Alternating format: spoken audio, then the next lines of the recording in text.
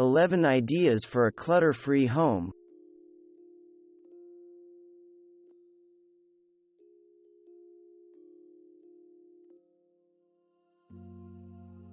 Stopping something before it begins is the easiest way to make sure it never happens. This applies to clutter and hoarding clutter. You can take steps to reduce paper clutter, but you can never entirely eliminate it. To prevent papers from piling up, deal with them as soon as you can. The most important thing is to create a system that works for you and puts you in control of the endless flow of paper, not the other way around. Sometimes decluttering is just a waste of time. Why? Mostly because you're doing it wrong. Either you're just moving stuff around instead of dealing with it, or you're decluttering without a plan. Decluttering means making a decision about an item or object. You can either keep it and store it in its proper place, or you can get rid of it through donation, recycling, or consignment. Simply moving trash you are not willing to throw out from one place to another isn't decluttering. If you're just going to move stuff around, then don't waste your time with decluttering. Maybe what you really need to be doing is organizing your home instead. Most people gather up a bunch of old clothes or unused items to donate on occasion, when moving, perhaps, or when a particular charity asks for help. To remind yourself that you can always give away what you don't need, even when there's no special occasion, keep a shopping bag in your closet at all times, and whenever you spot something you don't use or wear, place it in the bag. If you're indecisive, wait 3 or 4 months before taking the bag to your charity of choice. If you haven't gone back to retrieve an item, it won't be missed.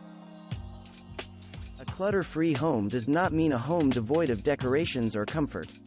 The way to keep, and continue to add, items you love is to go for what's either small, such as a souvenir ornament, not a souvenir armoire, or useful, such as a cuddly blanket, not a collection of cuddly decorative stuffed animals.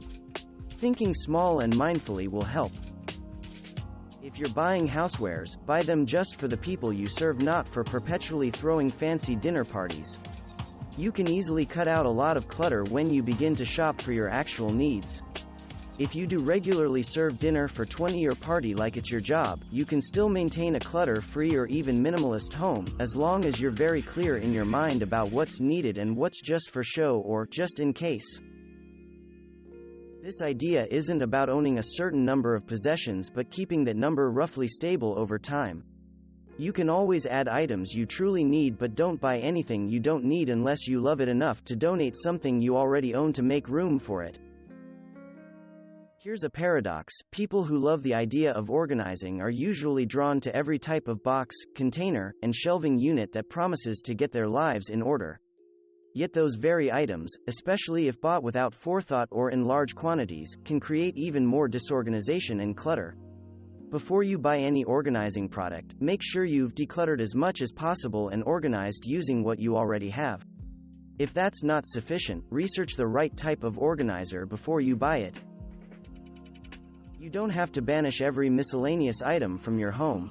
Just make sure you restrict these objects to an organized junk drawer or similarly small area, such as your launchpad.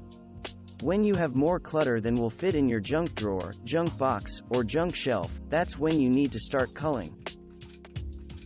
Sometimes what looks like clutter is just the sight of necessary items scattered around a room in a disorganized way.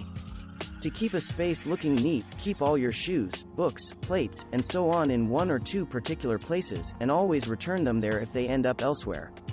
This especially goes for smaller items that tend to get cluttered, such as remote controls, makeup, toiletries, batteries, pens, and pencils. Containerize them so they are always stored in the same spot. Knowing what you like helps you to limit the number of things you take home. Sometimes, the difference between a minimalist and a clutter accumulator is simply the ability to say, "I like that, but it's not really me, so I'll just leave it here." Thanks for watching. Subscribe for more interesting videos. And please hit the like button for the YouTube algorithm.